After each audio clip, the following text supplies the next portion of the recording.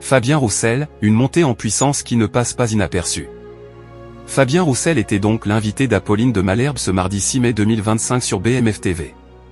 Le secrétaire national du Parti communiste français a donc donné son avis sur le comportement de Jean-Luc Mélenchon.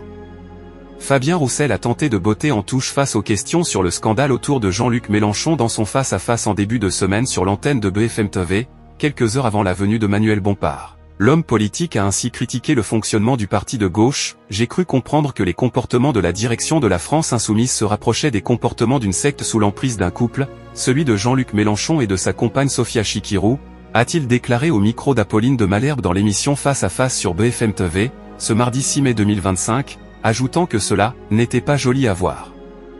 Face à face, Fabien Roussel critique envers Jean-Luc Mélenchon. Le secrétaire national du Parti communiste français, après avoir pété les plombs il y a quelques mois, a affirmé qu'en 2022, son parti avait fait le choix de construire une candidature à part, estimant qu'il n'avait pas le même programme. On considère que ce n'est pas un bon candidat, un bon choix pour la France, a-t-il souligné.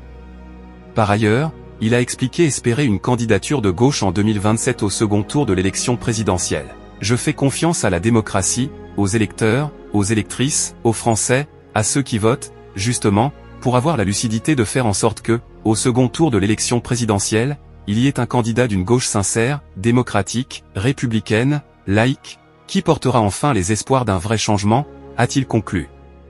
Face à face, BFM TV boosté par la venue de Fabien Roussel. Cet entretien, mené par Apolline de Malherbe, a réuni 434 000 personnes ce mardi 6 mai 2025, juste après la matinale première édition sur BFM TV, soit 14,3% de part de marché auprès des 4 ans et plus. Le rendez-vous a ainsi permis à la chaîne d'information de se classer deuxième chaîne de France, juste derrière France 2 et sa matinale Télématin.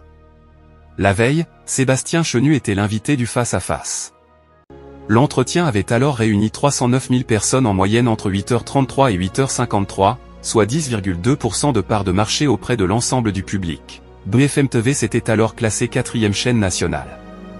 La chaîne a donc connu une montée en puissance par rapport à la veille, qui ne passe pas inaperçue auprès de la concurrence, surtout face à CNews, qui reste néanmoins leader sur l'ensemble de la journée depuis plusieurs mois.